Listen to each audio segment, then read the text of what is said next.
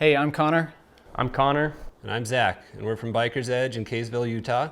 Today we are doing a $3,000 bike test.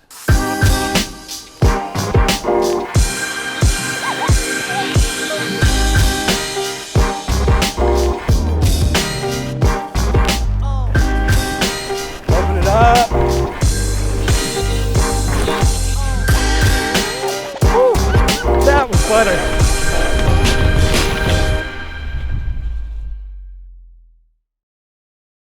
We are out here today doing our $3,000 bike showdown. We have an Ibis Ripmo AF, we have an Orbea Occam H20, we have a Giant Rain 2, and we have a Santa Cruz Hightower aluminum frame D build kit. All of these bikes come in at $3,000 or less. They're all in that 140 to 150 rear travel category, and they all are kind of all mountain to trail bikes. All right, so we're gonna kick this review off with the Ibis Ripmo AF. What did you guys think? Man, that is just a really good quality bike. When you're looking in that $3,000 price range, I think there's a lot of things that stand out. I mean, geometry is fantastic. Definitely. So one of the things that really stands out on this bike to me is going to be, I don't feel like they've thrown just any garbage components at it, even at the $3,000 price range, which is something that's really common to see. They'll hide a super cheap this or super cheap that at it.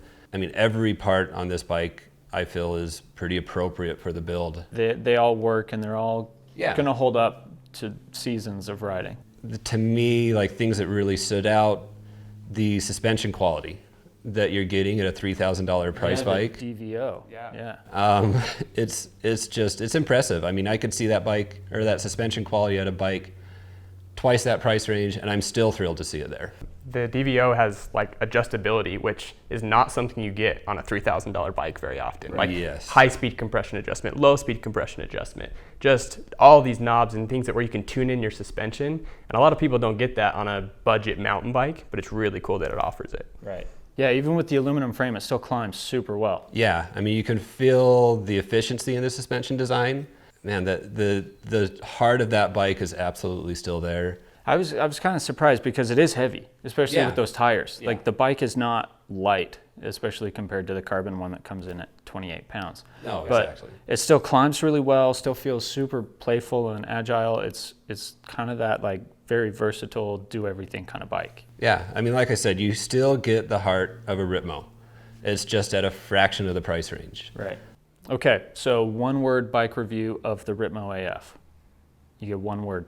Versatile comes to mind to me. Okay, your one word review. Party. Okay, I'm gonna go with value. I think for the suspension you're getting, not just the actual suspension components, but the design. You're getting DW Link. And then you're getting all of what Ibis brings to the table for under $3,000 or right at $3,000. So value. Gotta say, I really love riding that bike. It offers the best value, I would say, of any of the bikes here, just because of that suspension. The components are gonna hold up, like we've said. So as far as value goes, I mean, this is definitely one to take a look at. Cool. All right, moving on to the Orbea Occam. 140 mil rear, 140 mil front travel. Kind of the lightest duty bike of all of them. Maybe more on the trail side than all mountain. Absolutely. Definitely. Geo 66 degree head tube. Yep. 77 seat angle. And a 500 mil reach, but it does not feel like 500 millimeters, right? It doesn't. It felt like the closest cockpit to you when you were climbing on the bike, riding in the saddle. It definitely felt like it was shorter than the rest of the bikes. But it does have the steepest seat angle out of the bunch, which is going to play into that. Yeah. And I think it sits really high in its travel, so you're not sagging off the back of the bike as much. So that's part of what I like about that bike. It's really high in the travel. Right. So it's kind of interesting how that bike feels much more like a trail bike than the rest of these. It's not trying to be an enduro bike. The numbers show that. The way it rides shows that. Yeah. But I think it's a trail bike with a little extra travel. Yep. And you get a little extra give when you hit something hard.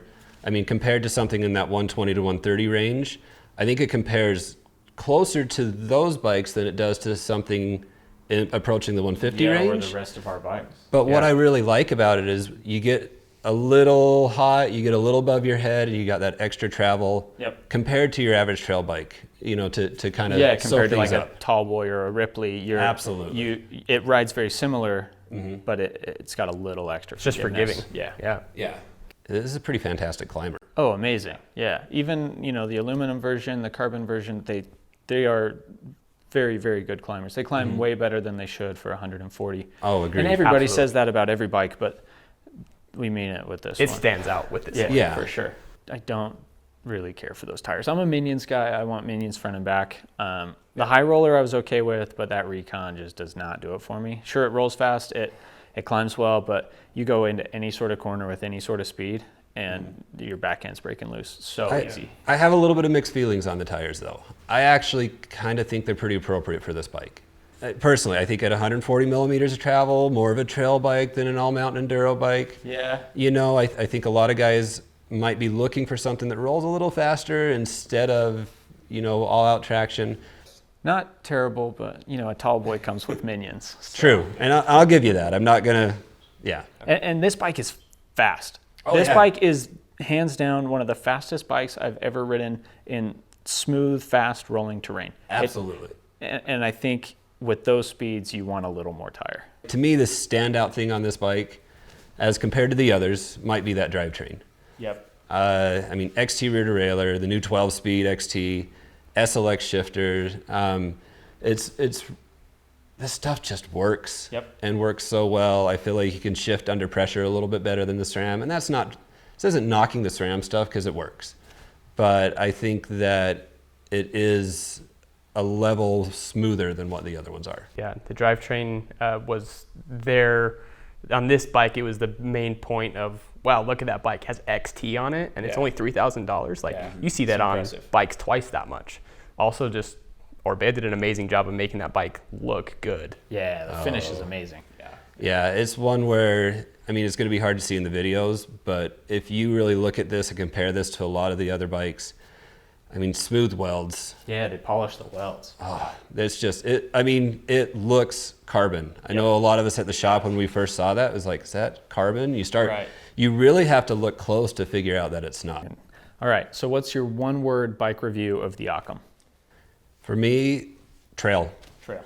This is the epitome of a trail bike to me. Cool. Yeah. For me, I was going to say balanced. Just trail bike is very similar to that word. It just does everything, you know, climbing and ascending well. Yeah.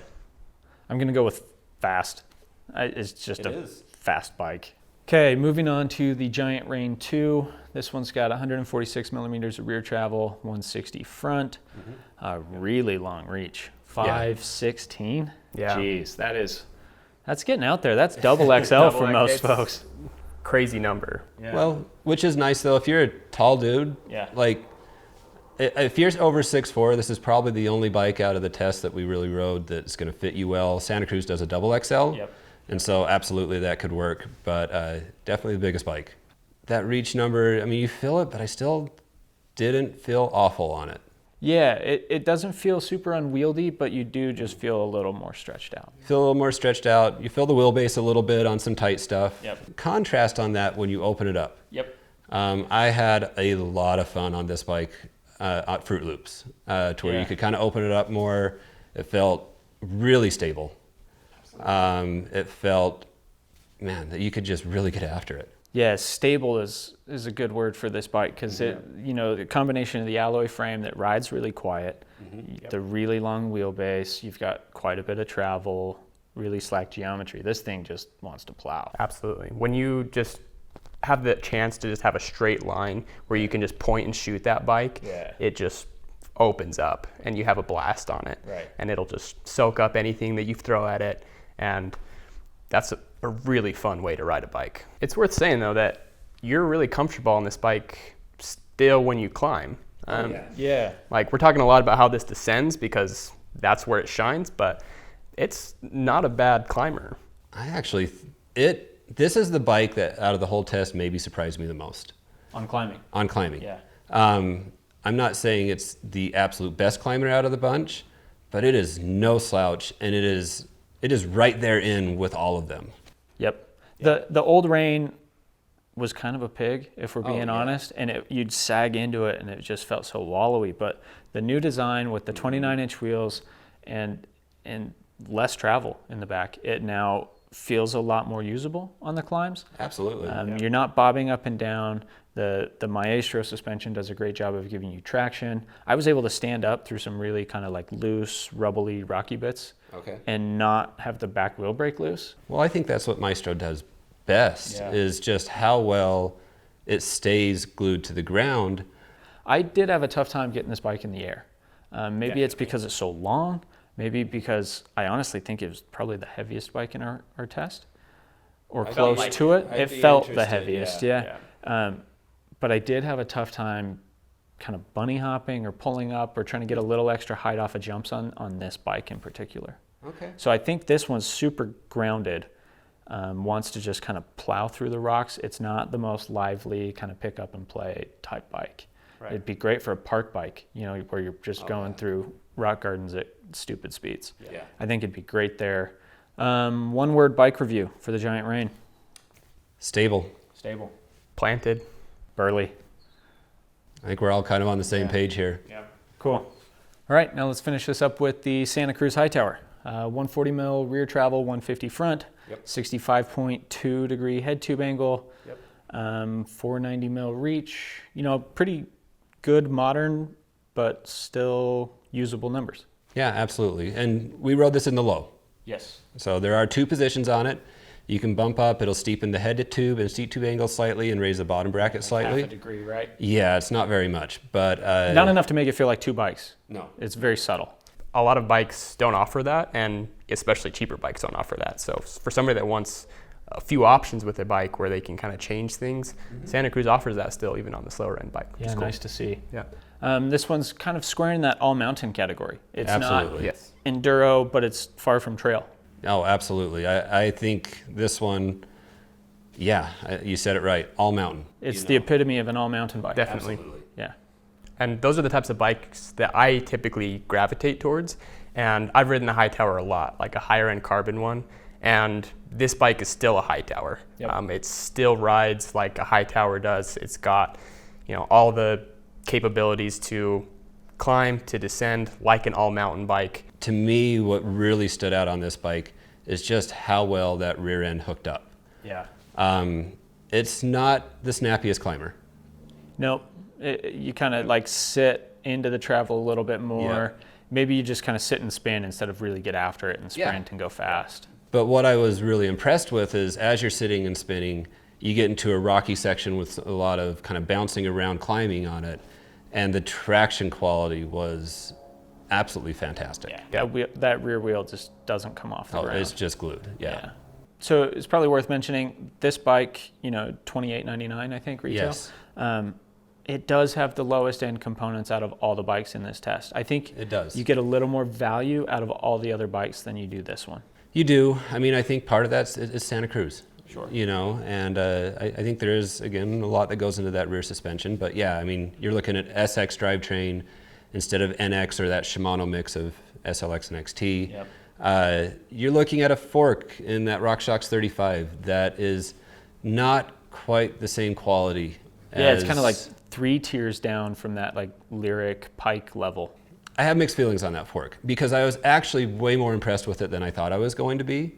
I've ridden some lower end RockShox stuff in the last few years, and overall, I'd say the suspension performance, like I said, kind of surprised me. It worked fairly well, but you get into that mid-stroke, if you really start pushing into a corner hard or something like that, and are pushing in to like jump off of something, I feel like it just, you lose a little bit of that mid-stroke support to push back off of. One word bike review. Traction. Yeah, it was just grippy. Grippy. I'm going to go with plush. Okay. This bike just is kind of the plushest, most quiet of our whole group. Yeah. I think. All right, time for awards. We've got best climber, best descender, best all around, and best value. Okay. Yep. Okay, and I think we all probably agree on this. Best climber, hands down, Orbea Occam. It's the Occam. the Occam, for sure. Climbs the best out of all these bikes, probably because they designed it as a trail bike and Yeah. nothing more. The numbers show it, the way it rides, sits high in its travel. Yeah. Yeah. And I'd even argue it climbs better than some trail bikes with Oh, 120 millimeters of travel. Absolutely, yeah. For sure. This thing's fast uphill. It just feels quick, light, and makes you want to push it on the climbs. I would That's say the thing, yeah. The reward that you get for pushing that a little bit harder is better than the reward on the other ones. Yeah, for sure. Okay, best descender. Giant Rain. Yeah, Oh, absolutely. agreed. Yeah. It's the burliest bike. I guess best descender in descending capability. You know, some people might prefer a different style of descent, but we're going for best Full-on capability. capability. on Capability. descents. I think the Ripmo's super close. Yeah. Yeah, Yeah, I do think it's, yeah. I think in a different way, but I think for that flat out speed through nasty terrain, the Rain's going to take it. absolutely give you That long wheelbase. Rain has an edge a little Yeah. bit there. But I think one of the funnest things you can do on a mountain bike is, like I said before, point and shoot, go as Just fast death as you grip? can, death grip, and this bike will just give you all the confidence in the Yeah. world to do that. Yeah, for sure. This one we kind of struggled on, the best all-around award. Yeah, I that's a think hard one. they're all very good Yep. at a lot of different things, but I think this one's got to go to the Hightower. Yeah, I mean, it is so good all around. When I look at one, I mean, even at 140, 150, I'm not afraid to open that bike up. No, not at all. Like, just downhill, let it just rip. Yeah. It's really fun there. And it's super plush, and it's very controlled and grounded on the downhill, so you get the confidence there. Does not climb as well as the Occam, not even close. Nope. Yep. But it climbs well enough that I think it can win that best all-around award. Best value, this one's kind of a no-brainer with the level of suspension you get and the components. I got to go with the Ripmo here. Oh, you have to. I mean, that's some really high quality suspension. When you price that out, that rear shock and that front shock are nearly half the price of the bike. Yeah. Yeah, at least, yeah. It's crazy that Ibis was able to pull this off, really. So if you could take one of these home and ride for the rest of the season, what one are you going to pick? I would choose the Occam. Okay. I think that we talked about how well it climbs, and then just how fast it is, how much it rewards you for every little ounce of effort you put into it. I think that's just a bike for me that's worth riding, worth having. It makes it really fun. The components are really nice. The drivetrain is awesome. And I think that I would just have to take that one home. Yeah, cool. I'm going to go with the Rain. It kind of suits my style. It's a burly descender, likes to go fast. It loves rocky, rooty, chunky stuff, and that's kind of my jam. So I'm going with the Rain. Yeah. Oh, this is so hard for me. To me, it's between the Hightower and the Ripmo AF. The Hightower is really close, and I really like a lot of things about it. I love the traction. I love the rear suspension. There's just a couple things that if I could upgrade, that'd be it. But I've got to take the Ripmo AF when it comes down to it. That suspension quality, the overall build, that bike is just so much fun. Swap out the tires and I'm done. But I'm just going to take them both. So All right, cheater. I own a shop. I'm going to take them both. But yeah, they're fantastic. Well, there you have it. That's our $3,000 bike showdown. Thanks for watching. We do have demos in all 4 of these bikes, but in their Big Brother carbon versions. So if you want to try any of these, be sure to stop by Biker's Edge. We'll get you set up on a demo, and we'd be happy to help you out. Thanks.